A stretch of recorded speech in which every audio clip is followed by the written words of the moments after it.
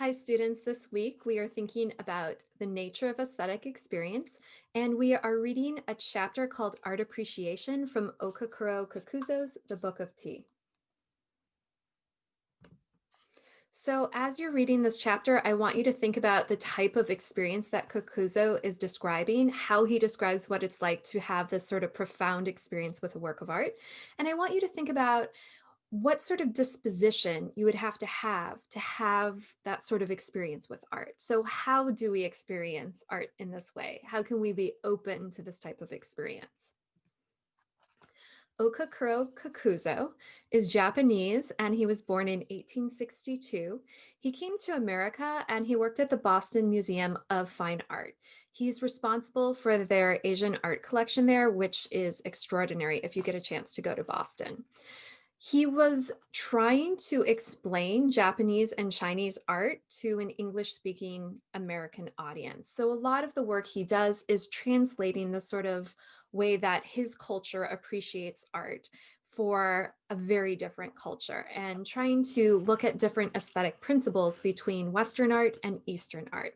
And I assigned him because I think that some of the things he says about appreciating art are not just for a sort of Japanese and Chinese audience, but they're for everyone.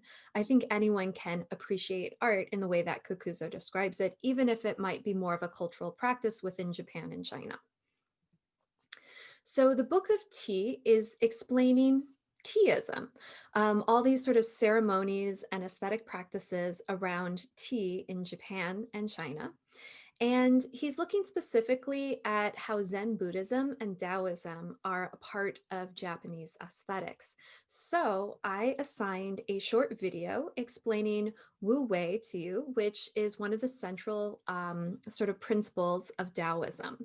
Wu Wei is about effortless action or flow. If you've taken any of the classes on Asian philosophy or Asian history, you might be more familiar with this concept.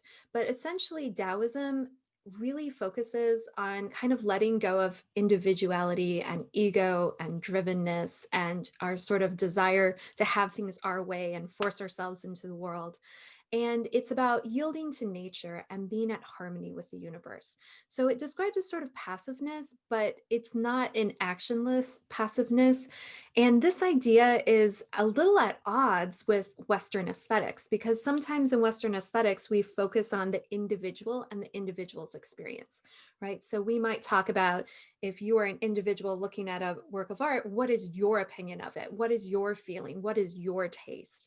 And we might instead focus on the artist. What is the artist's intention? What is their individual message that, or their personal experience that they're trying to share?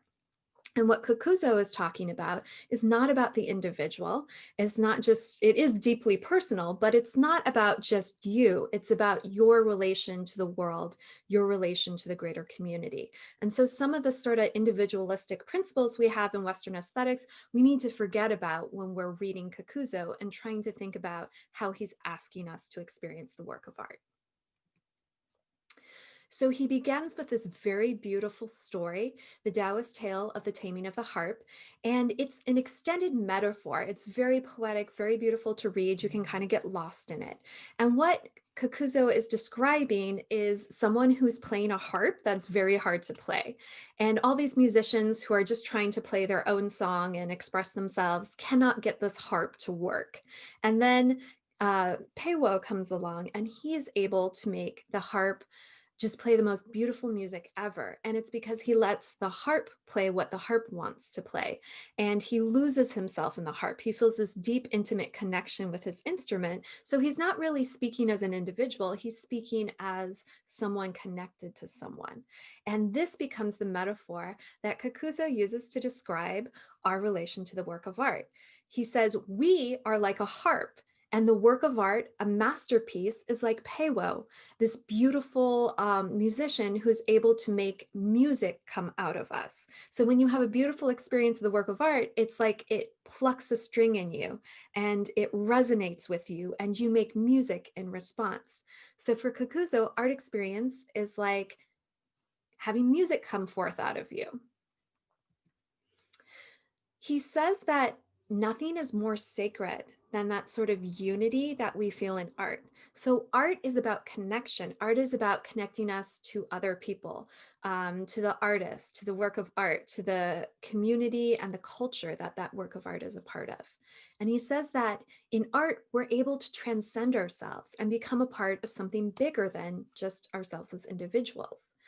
And he says that when we really experience a work of art, it's almost like we lose ourselves, right? He says at once the art lover is and is not. He catches a glimpse of infinity, but words cannot voice his delight, for eye has no tongue. So there's something about that experience that's so sacred for Kakuzo that it's like unspeakable. It's like a religious or spiritual experience for him. And so we allow ourselves to kind of get caught up in this larger rhythm of things in the universe and the greater nature of what it means to be human when we are admiring a work of art. And so it's almost like religion for Kakuza. He is very critical of other ways that we might appreciate art. So there's many different ways that we value art. One of them is by popularity. Like if a work of art is really popular and talked about a lot, we might feel an obligation to look at that work of art or appreciate it. And sometimes that can be a disappointing experience. Some of you might have gone to the Louvre to see the Mona Lisa, and when you see it in person, it's kind of like not as impressive. And you realize that you made all this effort to go see a work of art based on its popularity and its sort of historical significance. And that's not the same thing as deeply appreciating a work of art or being deeply moved by it. He is also critical of thinking that the best way to appreciate art is to just learn a lot about its history and how to categorize it and the sort of historical significance of a work of art. He says that sometimes we have a tendency to praise things simply because they're old. And for him, that doesn't sort of help us transcend ourselves and have this profound experience with a work of art. It's not going to be genuine feeling if we're just sort of intellectualizing it, categorizing it, or thinking about why that work of art is important in this sort of mundane or this sort of, way that an academic might approach it. So for Kakuzo, he's very interested in how we can have genuine experiences of art and like really sort of lose ourselves in that experience and become a part of something bigger.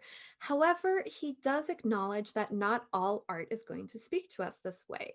He says that, we really can't value art unless it does speak to us, but art doesn't have a universal language.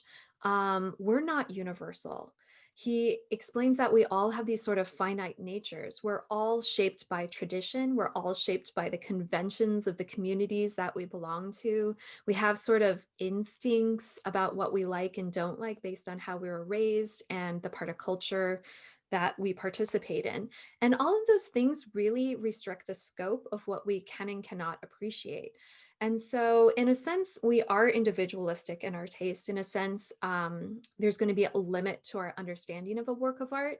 And so, it's not like every work of art that we come across is going to speak to us like Peiwo playing his harp. It's not going to create this sort of soul response. And that's a sort of limit of us. It's a limit of our ability to appreciate art. So, when we're thinking about Kakuzo this week, I want you to think about your experiences of art. I want you to think about whether you've ever had the type of experience he talks about. And I want you to think about the different things that might limit or expand our ability to appreciate art. Thank you for listening, and I'm excited to talk to you about Kakuzo.